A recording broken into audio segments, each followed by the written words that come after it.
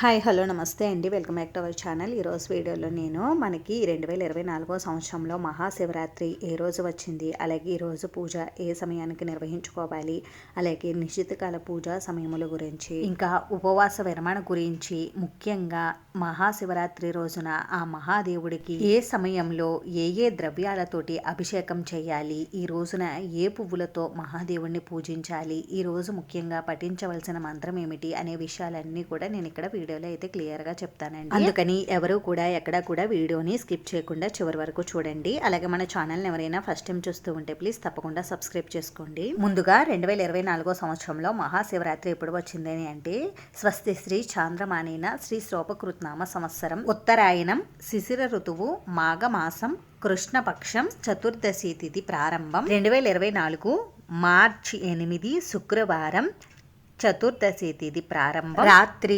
8:15 నుండి 2024 మార్చి 9 శనివారం సాయంత్రం 5:57 వరకు అయితే మనకి ఇక్కడ చతుర్దశి తిథి అయితే ఉందండి.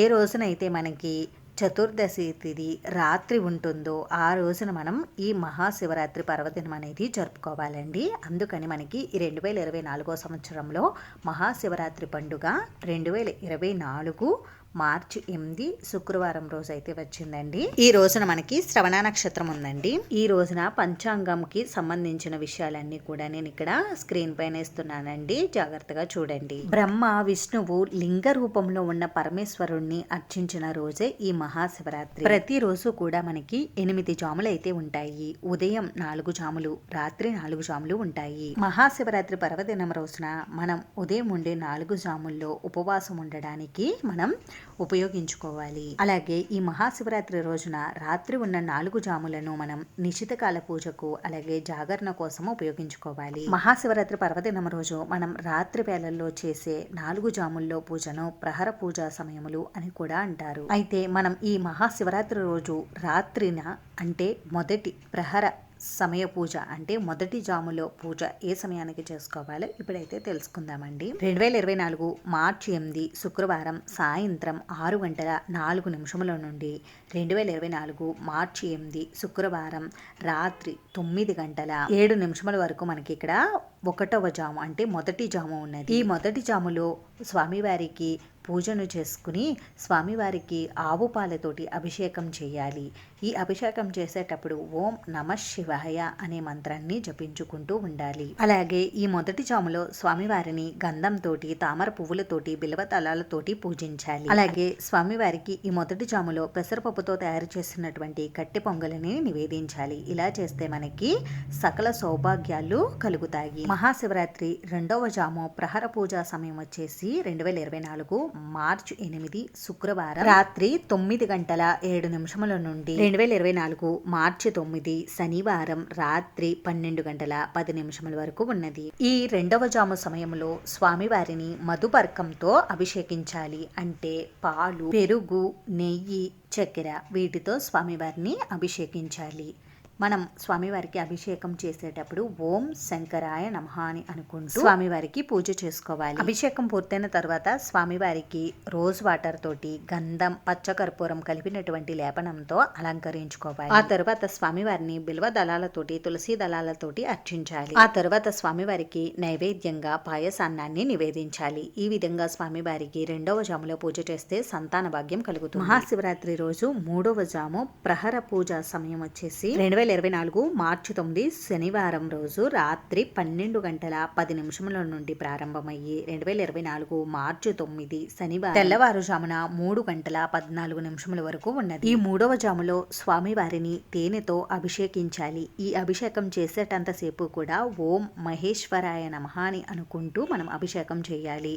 ఆ తరువాత స్వామివారికి గంధం, పచ్చకర్పూరం కలిపిన లేపనమ్మతో అలంకరించి ఆ తర్వాత స్వామివారికి బిల్వ దళాలతోటి, మల్లె పువ్వులతోటి స్వామివారిని అర్చించాలి. ఆ తర్వాత స్వామివారికి నువ్వులతో చేసినటువంటి ఏదైనా తీపి పదార్థాన్ని నివేదించాలి. ఇలా మనం 3వ జాములో స్వామివారికి పూజ చేయడం వల్ల అపారమైన సంపదలు, అఖండమైన ఐశ్వర్యం కలుగుతుంది. మహాశివరాత్రి రోజు 4వ జాము ప్రహర పూజా సమయం వచ్చేసి 2024 మార్చి 9 శనివారం తెల్లవారుజామున 3:14 నుండి ప్రారంభమయ్యి 2024 మార్చి 9 శనివారం ఉదయం 6:17 వరకు ఉన్నది. ఈ 4వ జాములో స్వామివారిని చెరుకు రసంతో అభిషేకించాలి. ఈ అభిషేకం చేసేటంతసేపు కూడా ఓం రుద్రాయ నమః అని అనుకుంటూ మనం స్వామివారికి అభిషేకం చేయాలి.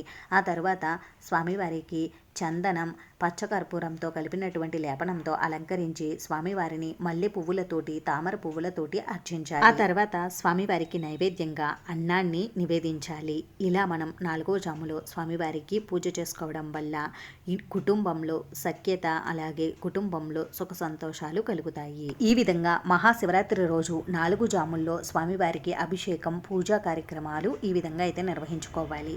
ఒకవేళ నేను పైన చెప్పినటువంటి ద్రవ్యాలతోటి ఈ శివరాత్రి రోజు 4 జాముల్లో మీరు స్వామివారికి అభిషేకం చేయడం కుదరకపోతే అప్పుడు మంచి నీటితోనే స్వామివారిని అభిషేకించుకోవచ్చు. ఇప్పుడు మహాశివరాత్రి రోజు అత్యంత ముఖ్యమైన శక్తివంతమైన విశేషమైనటువంటి నిశితకాల పూజా సమయం గురించి తెలుసుకుందామండి. అసలు ఈ నిశితకాలం అంటే ఏమిటి అని అంటే, నిశితకాలం అంటే శివుడిని పూజించి అర్చించడానికి ఎంతో ఉత్కృష్టమైన శక్తివంతమైన సమయమని అర్థం. ఈ నిశితకాల సమయంలోని మహాదేవుడు భూమిపైన ఆవిర్భవించి స్ఫటికలింగ రూపంలో ఉద్భవించాడు. అంటే లింగోద్భవం జరిగిన సమయం. మీరు ఒకవేళ ఈ మహాశివరాత్రి రోజున ఉపవాసం ఉండలేకపోయినా ఈ మహాశివరాత్రి రోజున 4 జాముల్లో స్వామివారిని పూజించి అభిషేకాదులు చేయడం కుదరకపోయినా ఈ ఒక్క నిశితకాల సమయంలో మనం స్వామివారిని పూజించుకున్నా చాలు విశేషమైనటువంటి ఫలితాలు కలుగుతాయి. ఈ నిశితకాల పూజ చేసుకుంటే చాలా మంచిది. నిశితకాల పూజా సమయం వచ్చేసి 2024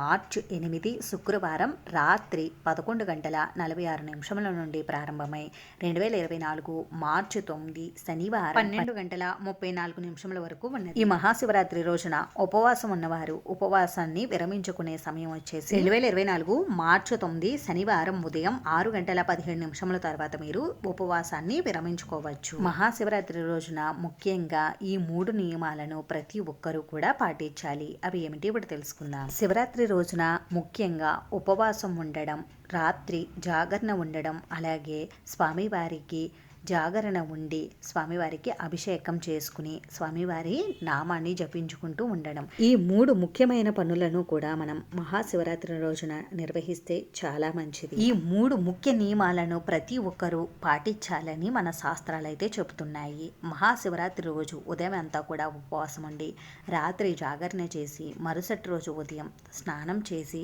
ఆ తర్వాత స్వామివారికి మహా నైవేద్యాన్ని తయారు చేసి స్వామివారికి నివేదించి ఆ తర్వాత మనం ఆహారాన్ని తీసుకునే కంటే ముందుగానే ఆవుకి తోటకూర, బెల్లం, బియ్యాన్ని కలిపి ఆవుకి తినిపించి ఆ తరువాత ఆవుకి 3 ప్రదక్షిణలు అయితే చేయాలి.